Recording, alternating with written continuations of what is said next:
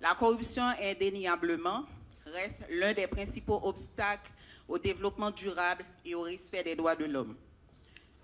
À ce titre, le Conseil des droits de l'homme a même reconnu dans sa résolution sur le rôle d'une bonne gouvernance dans la promotion et la protection des droits de l'homme en mars 2016 que seul un système de gouvernement caractérisé par la transparence, la responsabilité, l'obligation de rendre compte, l'ouverture et la participation est capable de répondre aux besoins et aux aspirations de la population peut constituer le fondement d'une bonne gouvernance et qu'un tel fondement est l'une des conditions indispensables de la pleine réalisation des droits de l'homme. Il va sans dire que la corruption constitue un handicap majeur au respect des droits humains, particulièrement ceux des groupes les plus vulnérables de notre société, comme les femmes, les enfants, les personnes à mobilité réduite, et j'en passe. La situation socio-sécuritaire délétère est un exemple flagrant des effets néfastes que peuvent avoir la corruption à long terme sur l'économie, l'éducation, la santé, somme toute sur le développement d'un pays. En effet, la corruption grève les ressources nécessaires pour les services et l'infrastructure, pervertit les principes du droit, décourage l'investissement et l'aide extérieure, sape la confiance, nourrit les inégalités et laisse pour compte de larges secteurs de la population. Le respect des droits de l'homme, les plus fondamentaux des citoyens, ne sont pas respectés. En Haïti, nos frères et sœurs laissent leur maison sous la menace des balles assassines, se réfugient dans des camps de fortune, dans la crasse, ne sachant à quel saint se vouer. Le droit à un logement, tout court, pour ne pas dire le droit à un logement décent, reste de nos jours un luxe que la majorité ne peut s'offrir. Pas de soins de santé, presque pas d'hôpitaux. Nos écoles sont pillées et incendiées. Des quartiers pas si longtemps résidentiels sont aujourd'hui désertés. La lutte contre la corruption devient, à ce tournant de notre histoire de peuple, une impérieuse nécessité, où les actions doivent être convergées pour non seulement asseoir une culture de l'intégrité dans notre société, mais permettre à la population d'avoir confiance en un État qui assurerait sans retenue aucune le respect de ses droits les plus élémentaires. Nos rapports sont acheminés à la justice, mais les mesures coercitives restent quasi inexistantes. Seulement 2 condamnations pour un total de 94 rapports d'enquête acheminés pour des faits de corruption avérés. Le décret du 8 septembre 2004, en faisant de l'unité de lutte contre la corruption le principal organe de lutte anticorruption, ne limite pas cette bataille à ces 2 axes d'intervention. Les autres organes de lutte, l'université, la société civile, somme toute le système national d'intégrité, doit converger leurs efforts pour assainir l'administration publique et la société en général de la corruption. La moralisation de la vie publique doit être ce vecteur de développement pouvant conduire au respect effectif des droits humains.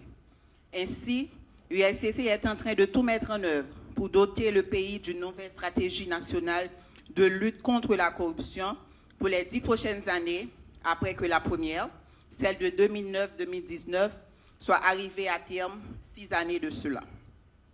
Toutes les strates de la vie nationale seront consultées à travers une enquête diagnostique sur la gouvernance et la corruption. Les travaux sont lancés et c'est dans cette optique que le comité d'élaboration de cette nouvelle stratégie, composé de représentants de plusieurs institutions étatiques, a été présenté le 18 février dernier. Mesdames, Messieurs, étudiantes, étudiants, ce combat est le nôtre. Ce pays est le nôtre. La lutte contre la corruption est l'affaire de tous.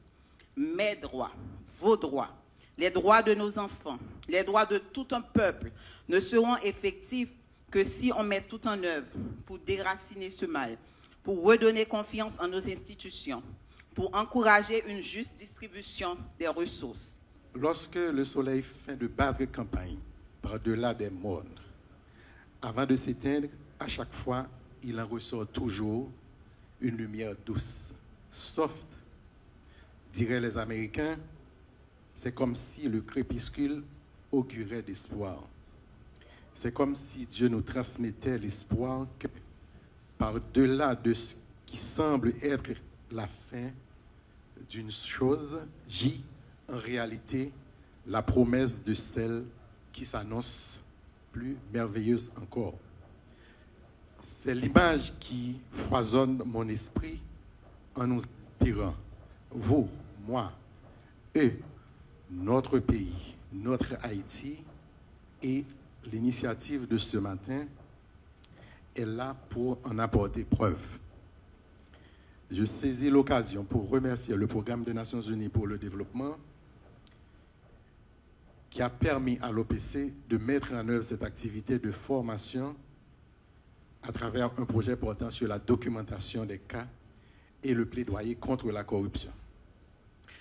Dans cette dynamique, l'OPC s'engage davantage à promouvoir dans le pays l'instauration du respect des principes de bonne gouvernance pour l'amélioration de l'accès et de la qualité des services publics.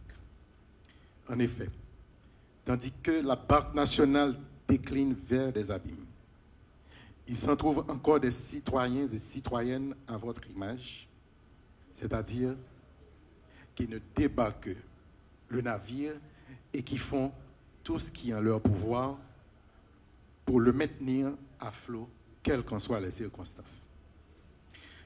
L'Office de la protection du citoyen, de sa part de responsabilité constitutionnelle, maintient et renforce ses actions en vue de faire reculer l'un des fléaux, sinon le seul, qui enfonce le pays vers les abîmes et de l'insécurité et du mal développé.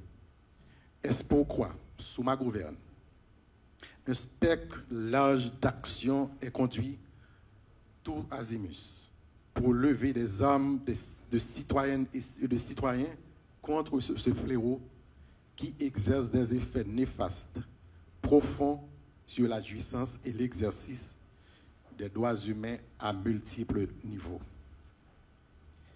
La corruption au sens où elle doit être combattue, entendons par là, lutte corruption, n'est pas qu'un sujet ou une espèce académique. Elle n'est pas seulement un domaine de connaissance dans lequel on s'investit par curiosité intellectuelle. Elle est avant tout un domaine de combat à part, dans lequel on s'investit par conviction.